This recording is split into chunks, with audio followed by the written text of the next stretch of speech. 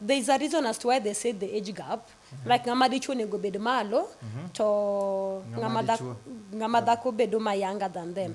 Gimanaging considering mostly maturity factor.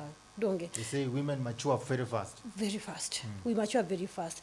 Anka benikoro sanado amanyo ngamake enda sani. Anada mana yani makora do adonjo kende kenj moro. Onyago bed mana gimoro 40 to 45. Nikech adi challenge idea wise. To ngamadicho kudoga ni mundo ego no obed temangoa obed bruised. Ibinjo. Samora dikata mana penjo moro intellectually. Tidi feel near I intimidate. Ibinjo. Kori ngene ka inu mature intellectually, you are mature everywhere. Kori nyalo treat ngamadako ni kaka princess.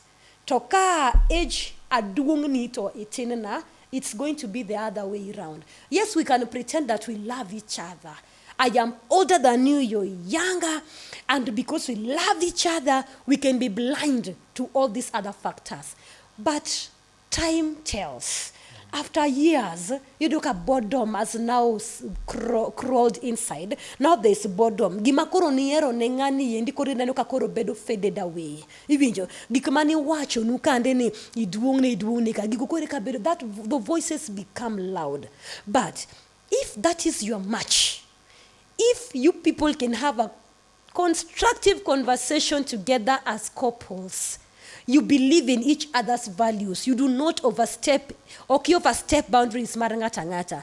Jonyulni, whether they accept or they don't accept, but you and you agree niya, this kind of person I feel is mature, even though age is older than me.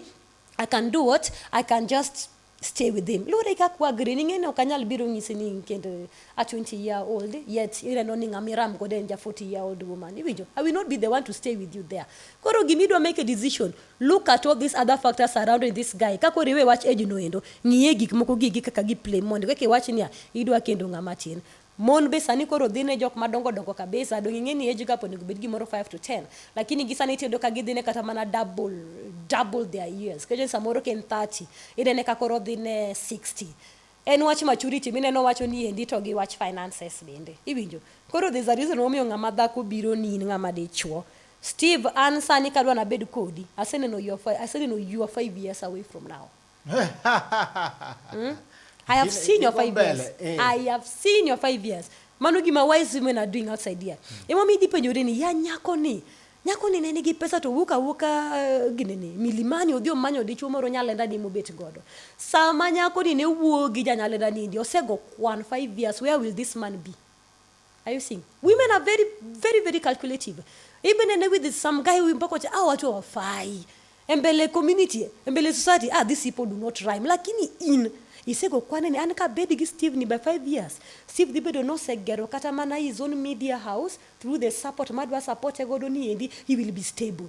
Lakini ntimoro mayale ni Steve ni kulingana na vile ase will Steve, the conversations we've had, he's very shallow. Okudonji. So even no drop ni watch your status, but drop ni cage. In as much as otemo have conversations in terms of development, you are not embracing anything. Onge kumora moro munyalogie ku. Okiwinji. Yes, bear. Na nyoro na gongere status niya. Idichwo bear. It's troll. Inigi biceps, inigi everything, inigi biats, inigi mkote madako duaro. Tonge conversation mora minyalo have ye gidako ni apart from sex. Ena ka sex osiru.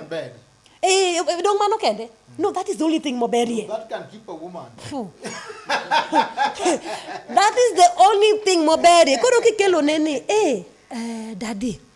Kuna biashara ingine nataka kuanza ama unaona saizi biashara Airbnb imepanda sana. Nilikuwa naona hii pesa tuko nao kwa account tuende hata tufanye nao hata Airbnb ingine ikuwe kileta pesa. Maana uko kweli you are zero. You are nil. Yani you do not have knowledge of things that are happening. Kwa maana woman is saying that you don't have a vision.